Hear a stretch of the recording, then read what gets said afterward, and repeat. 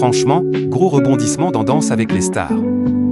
Lucie Bernardoni fait son grand retour, et clairement, TF1 a décidé de jouer la carte Star Academy à fond, mais genre à 100%. Bon, pour ceux qui ont loupé les épisodes précédents, ça a été un peu chaud pour Lucie. Fin mars, elle a été entendue par la police, carrément placée en garde à vue pendant 30 heures, avant d'être relâchée sous contrôle judiciaire. Et là, attention, elle devra se pointer au tribunal de Nanterre en septembre pour répondre à des accusations assez lourdes, notamment des violences présumées sur sa fille. Des accusations balancées par son ex, mais qu'elle rejette totalement. Elle dit clairement, c'est faux au point du coup, forcément, son absence sur le plateau la semaine dernière, ça a fait un buzz de dingue.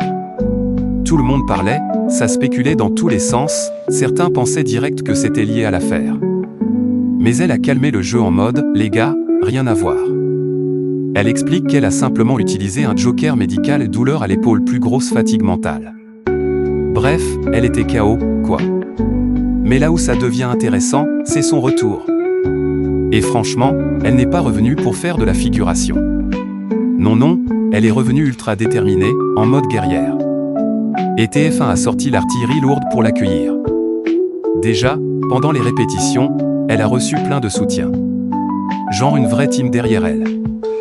Des danseuses de Danse avec les stars, mais aussi des visages bien connus de la star AC comme Sophia Morgavi, Fanny ou encore Ambre. Une ambiance un peu famille, tu vois le délire.et sur le plateau? Alors là, TF1 a carrément fait le show. Camille Combal lui balance en direct qu'elle a été grave soutenue toute la semaine, puis boum, surprise. Ils font débarquer d'autres anciens de la Star Academy comme Marlène Schaff, Papy et Ulysse. Franchement, grosse dose d'émotion, ça se voyait direct. Mais derrière tout ça, il y a aussi un truc plus profond.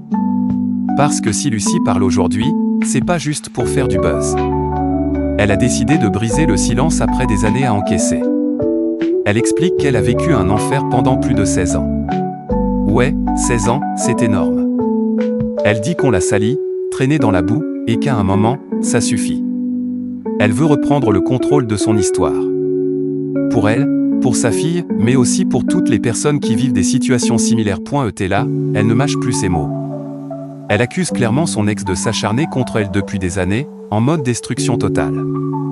Elle affirme même qu'elle n'est pas la seule à avoir subi ça, et qu'elle a échangé avec d'autres femmes qui auraient vécu les mêmes violences psychologiques. Et petit rappel important, en 2020, c'est elle qui avait porté plainte contre lui pour une agression physique, avec 3 jours d'ITT à la clé. Donc clairement, l'histoire est loin d'être simple.